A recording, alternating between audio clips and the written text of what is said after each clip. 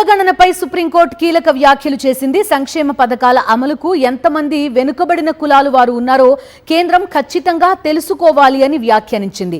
కులగణనను వ్యతిరేకిస్తూ దాఖలైన పిటిషన్ ని డిస్మిస్ చేసింది. జనాభా లెక్కింపులో భాగంగా కులగణన నిర్వహించడాన్ని వ్యతిరేకిస్తూ దాఖలు చేసిన పిటిషన్ ను సుప్రీంకోర్టు విచారించింది. కులగణన అనేది ప్రభుత్వ విధాన నిర్ణయం అని స్పష్టం చేసింది. ప్రభుత్వ పాలసీల విషయంలో జోక్యం చేసుకోబోమన్న సర్వోన్నత న్యాయస్థానం పిటిషన్ ని కొట్టేసింది. ప్రభుత్వ పాలసీల విషయంలో జోక్యం చేసుకోబోమని మరోసారి సుప్రీంకోర్టు స్పష్టం చేసింది. కులగణనకు తమకు అభ్యంతరం లేదన్నట్టుగా వ్యాఖ్యానించింది. మా కరెస్పాండెంట్ వెంకటేష్ లైవ్ లో జాయిన్ అవుతున్నారు, పూర్తి డీటెయిల్స్ అందిస్తారు. వెంకటేష్, చెప్పండి, కులగణన పట్ల పిటిషనర్కున్న అభ్యంతరాలేంటి? సంక్షేమ పథకాలు అమలు చేయాలంటే వెనకబాటు అనేది తెలుసుకోవడం ఇంపార్టెంట్ కదా.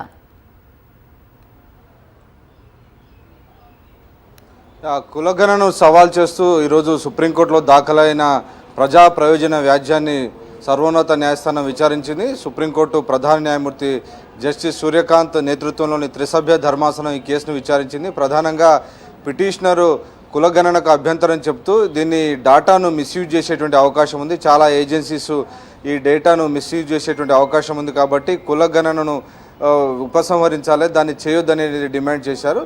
సో ఆ నేపథ్యంలో ఆ పిటిషనర్ వాదనను వ్యతిరేకిస్తూ చీఫ్ జస్టిస్ కొన్ని కీలక వ్యాఖ్యలు చేశారు. సో ప్రభుత్వం పాలసీకి సంబంధించినటువంటి అంశం ఇది.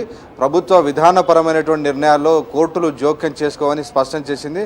అయినప్పటికీ దేశంలో ఎంతమంది వెనుకబడి ఉన్నారు, ఎంతమంది వెనుకబడి లేరు, దీనికి సంబంధించినటువంటి విషయాలు తెలుసుకోవాలంటే ఖచ్చితంగా కుల గణన అవసరం అనేటువంటి వ్యాఖ్యలు చేశారు. సో ఆ నేపథ్యంలోనే ఖచ్చితంగా ప్రభుత్వానికి ఏ పథకాలను ఎక్కడ అమలు చేయాలి, వారి సంక్షేమానికి సంబంధించినటువంటి సంక్షేమ చర్యలు తీసుకోవాలంటే ఆ మేరకు ప్రభుత్వం వద్ద డేటా అవైలబుల్గా ఉండాలి. కాబట్టి ఆ మేరకు ఖచ్చితంగా కులగణనకు ఎలాంటి అభ్యంతరం ఉండదని ఈరోజు సుప్రీంకోర్టు స్పష్టం చేయడంతో ఈ మొత్తం వ్యవహారానికి మరొకసారి లైన్ క్లియర్ అయినట్టయింది. నిజానికి ఇప్పటికే కేంద్ర క్యాబినెట్ కులగణనకు ఆమోద ముద్ర వేసింది. ప్రస్తుతానికి దేశవ్యాప్తంగా ఇంటింటి సర్వే జరుగుతుంది. సో హౌస్ లిస్టింగ్ సర్వే జరుగుతుంది. సో వచ్చే ఏడాది దీనికి సంబంధించినటువంటి కులగణన లెక్కలు ప్రారంభం కాబోతున్నాయి. ఈ నేపథ్యంలోనే తమ అభ్యంతరాలను వ్యక్తం చేస్తూ కొద్దిమంది ఈరోజు ప్రజా ప్రయోజన వ్యాజ్యాన్ని దాఖలు చేశారు. సో ఆ పిల్పైన విచారణ జరిపినటువంటి న్యాయస్థానం క్లియర్గా ఇది ప్రభుత్వ పాలసీకి సంబంధించినటువంటి అంశం కాబట్టి ఇందులో తాము జోక్యం చేసుకోమని